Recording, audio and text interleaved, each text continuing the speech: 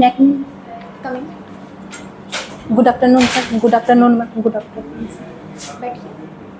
Thank you. अपने बारे में कुछ बताइए बिना अपनी व्यक्तिगत जानकारी दिए हुए। मैम, मैंने अपनी प्रारंभिक शिक्षा 10th SRD girls high school Kursela से और 12th RPY inter college Kursela से और स्नातक जीबी कॉलेज नौगछिया इकोनॉमिक्स में किया है। जीबी कॉलेज में, जीबी मतलब गजाधर भगत। आपका किस विषय से रहा है ग्रेजुएशन? इकोनॉमिक्स। इकोनॉमिक्स से। और ऑप्शन पेपर वही रहा होगा? इकोनॉमिक्स। इकोनॉमिक्स से क्या मतलब समझते हैं आप? अर्थशास्त्र में मैम हम धन के बारे में पढ़ते हैं, धन का आगमन, अर्थ मतलब अर्थ के बारे में। धन का कैसे प्राप्ति की जाती है? मैम। ठीक है। फादर ऑफ इकोनॉमिक्स किसको कहा जाता है? Adam Smith. उन्हीं को क्यों कहा जाता है?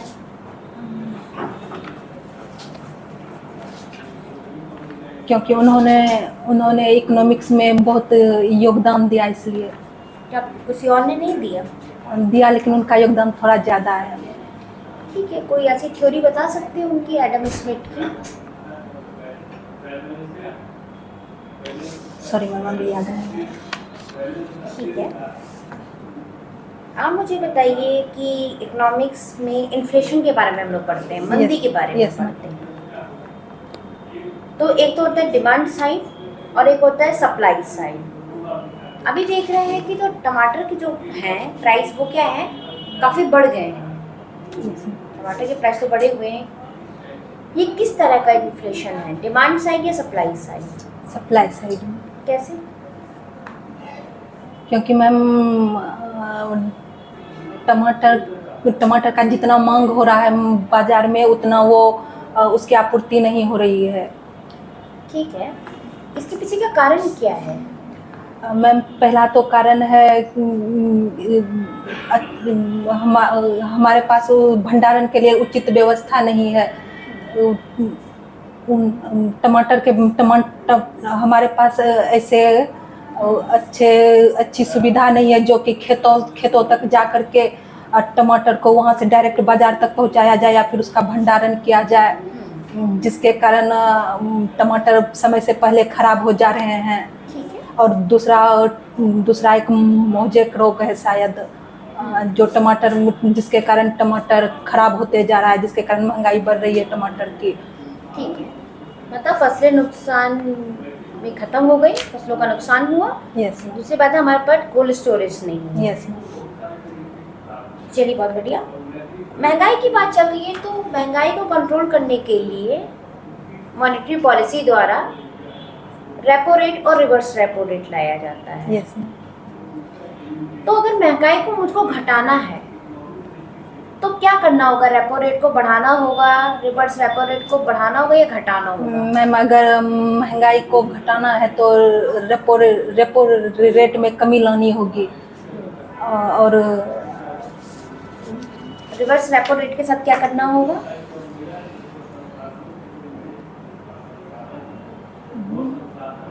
ये रिवर्स रेपो रेट होता क्या है? मैम, जिस रेट पर बैंक RBI बैंकों से लोन लेती है। ऐसा क्या जरूरत पड़ता है? RBI का मतलब लोन लेती है, उसको लोन लेने की क्या जरूरत है? मैम, जब बाजार में मुद्रा की आपूर्ति बहुत अधिक बढ़ जाती है, जिसको कंट्रोल करने के लिए RBI इस बैंकों से ऋण लेती है ताकि मुद्रा की आपूर्ति संतुलित रहे बाजार में। चलिए, बहुत बढ़िया। मैं आपकी हॉबी जैसे देख पा रही हूँ लिसनिंग म्यूजिक। यस। तो किस तरह के आप गाने सुनते हैं? मैम, हिंदी गाने। तो हिंदी नए गाने, पुराने गाने? दोनों। नए और पुराने। तो फिर तो मुझे आप बता सकती है बहुत अच्छे से कि देखा गया नए गाने पुराने गानों का रिमेक आ रहा है। Yes ma'am. हाँ, क्या ये अच्छी बात है? क्या नए गीतकार लिख नहीं पा रहे हैं गाने? मैम, पुराने गानों का रीमेक बनाना एक तरह से सही है ताकि पुराने गाने नए जमाने के अनुसार वो वो ढल जा रहे हैं और लोगों के बीच ज़्यादा प्रचलित हो रहे हैं, तो लोगों को याद भी आ रहा है कि हाँ इस टाइप के गाने बन तो रहे पुराने हैं। गाने जाके एक बार सुन लेना चाहिए। यस मैम, इससे पुराने मुझे कोई एक रीमेक गाने का एग्जांपल दे सकती हैं? सॉरी मैम, याद नहीं है। इतने सारे आप गाने सुनती है, लिसनिंग म्यूजिक है, तो कोई गाना बताइए जो कि पुराने गाने का रीमेक कर दिया हो। वो एक यमला पगला दीवाना में आया था, मैं जट यमला पगला दीवाना, वो उसका रीमेक किया गया था मैम। ठीक है, चलिए उसका रीमेक किया गया। देखा गया है, अगर मैं आपसे कंपैरिजन करने की बात करूं पुराने सॉन्ग और नए सॉन्ग में, तो आपको क्या क्या चेंजेस दिखाई देते हैं? पुराने सॉन्ग में मैम जहाँ तक मैं सोच पा रही हूँ, पुराने सॉन्ग में एक तो वो उसमें कलर ब्लैक एंड वाइट होता था, तो अभी कलर को छोड़ दीजिए, हम लोग गानों को रेडियो पे सुन रहे हैं। यस मैम, तो मैम उस टाइम पे उतना सुविधा नहीं था, म्यूजिकल इंस्ट्रूमेंट उस टाइप के नहीं थे जो अभी प्रयुक्त हो रहे हैं। अभी तो म्यूजिकल इंस्ट्रूमेंट प्रयोग हो रहे हैं, मुझे तो लग रहा है कि ड्रम उठाकर पटक दिया जा रहा है। यस मैम, लेकिन कुछ गाने अभी भी ऐसे बन रहे हैं जो सुनने में वो भी काफ़ी अच्छे लगते हैं। जैसे कि कोई ओरिजिनल गाना, कोई ऐसा कोई गाना जो आपके दिमाग में भी जहन पे आ रहा हो, जो 2-3 लाइन बोलना आप चाहती हो? यस मैम, एक गाना है राज कपूर का, ये रात भीगी भीगी। ओके, ये रात भीगी भीगी। और कोई नए में? नए में एक अरिजीत सिंह का है, ए खुदा जब बना उसका ही बना। चलिए, बहुत बढ़िया। और कोई आपको डिफरेंस, अभी आपने कहा ये रात भीगी भीगी है खुदा नए गाने में, कुछ आपको अंतर दिखा? चलिए मुझे ये बताइए कि कुछ गाने में बहुत अश्लील शब्दों का इस्तेमाल होता है। यस मैम, क्या आपको लगता है कि ऐसे गाने बैन हो जाने चाहिए? क्योंकि बच्चों पे बहुत निगेटिव प्रभाव डाल रहे हैं, यूथ पे काफ़ी निगेटिव प्रभाव डाल रहे हैं। ऐसे अशब्द आपत्तिजनक शब्दों वाले गानों को बैन कर देना चाहिए? मैम इसके लिए सेंसर बोर्ड होती है जो कि ऐसे शब्दों पे बैन करती है ऐसे शब्दों को, लेकिन कुछ रीजनल क्षेत्रों में मुझे तो लगता है कि रीजनल क्षेत्र के गाने ज़्यादा अच्छे होते हैं। नहीं मैम, अगर हम भोजपुरी में देखें तो कुछ नहीं, ऐसे, भोजपुरी में छोड़ दीजिए, भोजपुरी का तो एग्जाम्पल ही छोड़ दीजिए। यस राजस्थानी में होते हैं, पंजाबी में होते हैं, जो गिद्दा और भांगड़ा के समय गाए जाते हैं, शादी ब्याह में जो गाए जाते हैं। भोजपुरी, हम लोग भोजपुरी इंडस्ट्री को क्यों कहते हैं? छठ में जो गाने गाए जाते हैं वो भी तो भोजपुरी संगीत है। यस मैम, उसके शब्द कितने खूबसूरत हैं। यस मैम, छठ पूजा में जितने भी गाए जाते हैं भोजपुरी संगीत, वो भी तो कितने खूबसूरत शब्दों वाले हैं। मुझे तो लगता है उससे ज़्यादा तो अभद्र शब्दों का प्रयोग हिंदी गानों में होता है। नेहा कक्कड़ के द्वारा, उनके भाई टोनी कक्कड़ के द्वारा शब्दहीन गाने बनते हैं। यस ऐसे और भी बहुत सारे हैं, बादशाह है, हनी सिंह के गाने हैं। यस मैम, ऐसे ऐसे गाने लोगों को कहीं ना कहीं दिग्भ्रमित करते हैं कि हाँ ये गलत है। ऐसे गानों पे उन लोगों की भी थोड़ी ये रिस्पॉन्सिबिलिटी है समाज के लिए कि वो लोग भी ऐसे गाने बनाए जो देश के लिए, देश के हित में हो, युवाओं के हित में हो, समाज के हित में हो। ठीक है सर। तो शिल्पा भारती, यस सर। और पिताजी का नाम है दिनेश कुमार शर्मा। Yes sir. ये भारती और शर्मा?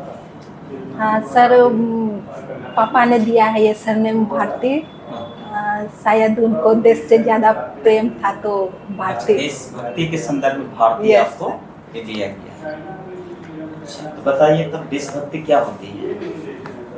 सर देशभक्ति, देश के लिए कुछ भी करने का जुनून। कुछ भी देशभक्ति जैसे? कुछ भी अगर सर टाइम आए तो देश के काम आना। अच्छा, आप कटिहार से हैं। Yes sir. तो हमारे नेशनल मूवमेंट में कटिहार का एक युवा तो नहीं कहेंगे, माने बालक की श्रेणी में जो शहीद हुआ, यस सर। क्या आप उनका नाम जानते हैं? ध्रुव। अच्छा, ध्रुव उनके बारे में और क्या विशेष है? Sorry sir. अच्छा, तो इकोनॉमिक्स से आपने पीजी भी किया यस हुआ है। सर।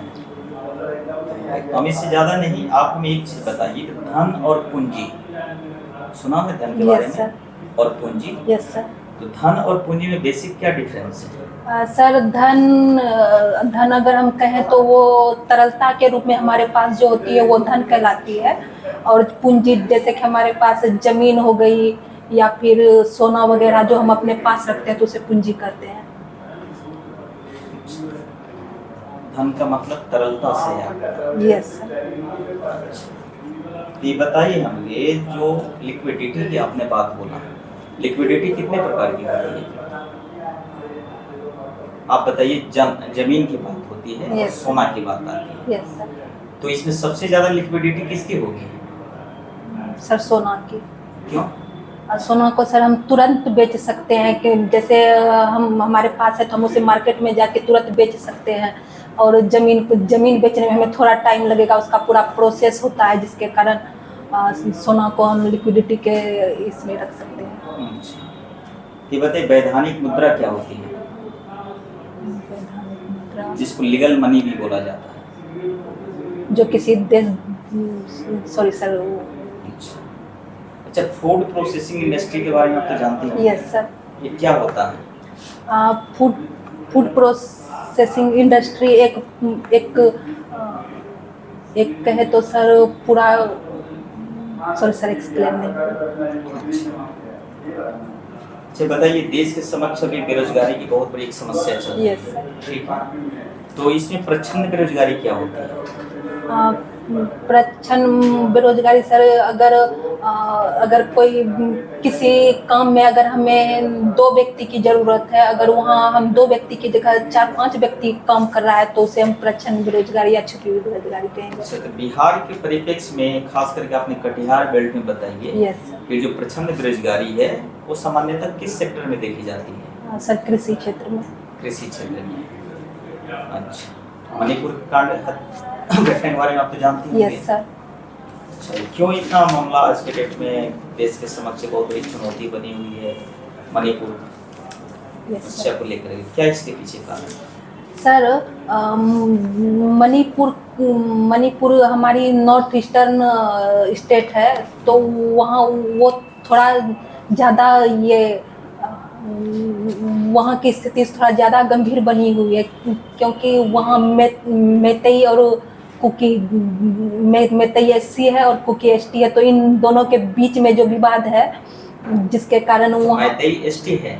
नहीं, एससी है और ये कुकी एसटी है, तो मैतेई द्वारा एसटी में अपने आप को ये करने के लिए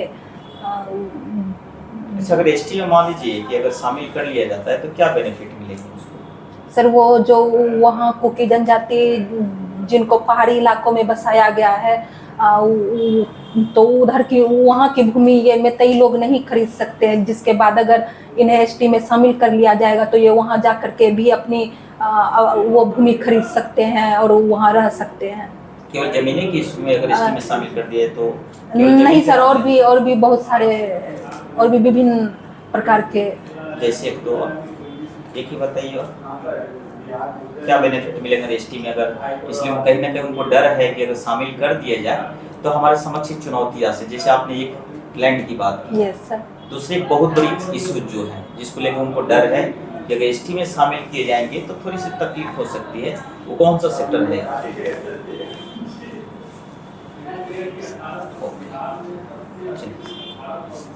बताइए, संचित निधि, आकस्मिक निधि, लोक निधि संविधान में पढ़ी हुई है। Yes sir. क्या होता है?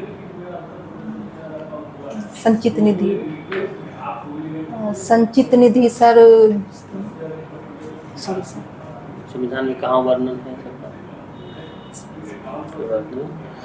पंचायत ऑडिट कहाँ वर्णन है संविधान में? पंचायत ऑडिटर आप बन रही हैं। Yes sir. पंचायत ऑडिट कहाँ वर्णन है संविधान में? संविधान में ये तो सर कोई बात नहीं।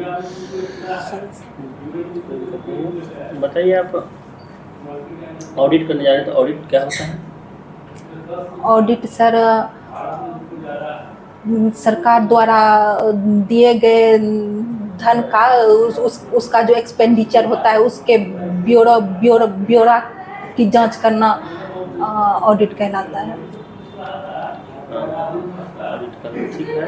पंचायती राज व्यवस्था बिहार में जो है कितने स्तरीय है? त्रिस्तरीय है सर। ग्राम सभा क्या होता है? ग्राम सभा सर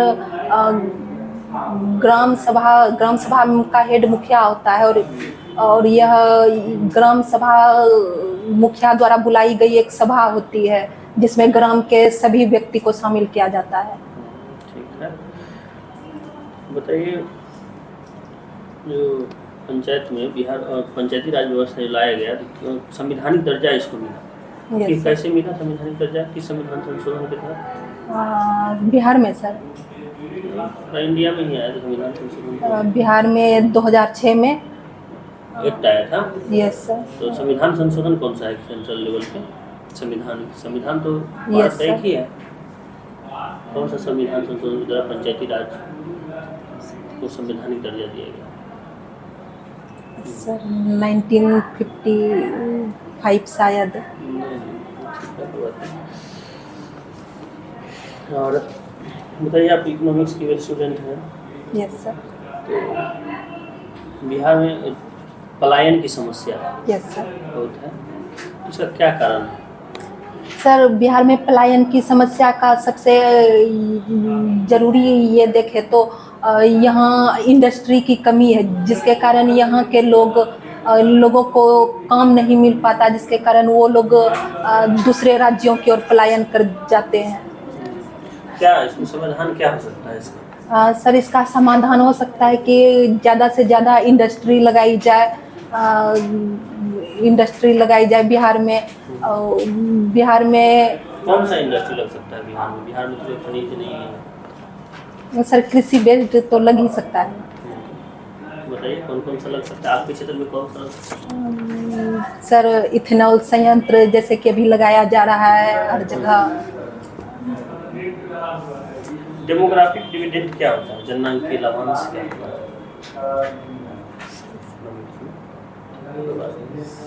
सीमांत उत्पादकता से आप क्या समझते हैं? सीमांत उत्पादकता प्रचंड बेरोजगारी का जिक्र कर रहे थे इसलिए कुछ ठीक। चलिए आपने बहुत अच्छा जवाब दिया। आपका इंटरव्यू समाप्त। Thank you.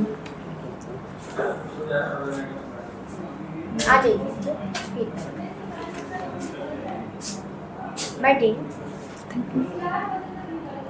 मैं एक दो बात बोलूँगी उसके बाद सर को दे दूँगी। रेपो रेट और रिवर्स रेपो रेट को बढ़ाना होता है जब इन्फ्लेशन को घटाना होता है। इनवर्स रिलेशन है। ओल्ड म्यूजिक और न्यू म्यूजिक में सबसे बड़ा डिफरेंस है कि ओल्ड म्यूजिक में शब्दों पर बहुत ध्यान दिया जाता था और न्यू म्यूजिक में क्या है कि बैकग्राउंड म्यूजिक पे बहुत ध्यान दिया जाता है। ध्यान कुछ नहीं दिया जाता उसमें, लेकिन ऐसा कह सकते हैं। और आपने और जो आपने बात कही कि उस पुराने म्यूजिक के टाइम में इंस्ट्रूमेंट नहीं थे, तो बताना चाहती हूँ कि पुराने म्यूजिक के सामने में ज़्यादा अच्छे और बेहतरीन इंस्ट्रूमेंट का प्रयोग किया। देखिए लक्ष्मीकांत प्यारेलाल सब देखिएगा तो कम से कम 100 इंस्ट्रूमेंट बजा रहा है, 100 लोग इंस्ट्रूमेंट बजा रहा है, उसके साथ गाना रिकॉर्डिंग होता है। अभी एक मशीन पर अभी गिटार के साथ ही सब रिकॉर्डिंग हो जाती है।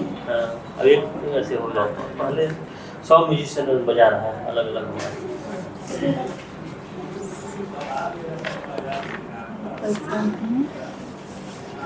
ये सब आप इकोनॉमिक्स में जो पंचायती राज में ऑडिटर बन रहे हैं आप, तो पंचायती राज के बारे में सीएजी के बारे में नहीं सर पढ़े थे, वो एक्सप्लेन हम नहीं कर पा रहे थे। प्रैक्टिस कीजिए, हो जाएगा। क्योंकि पंचायत में जो है ना, पंचायत को संवैधानिक दर्जा मिला, फिर पंचायत का ऑडिट का उल्लेख है, फिर सीएजी का है सब। और मैम कुछ नहीं, आप प्रैक्टिस की आपको ज़रूरत है, आप प्रैक्टिस कीजिए, सब सही हो जाएगा। ठीक है। Thank you ma'am.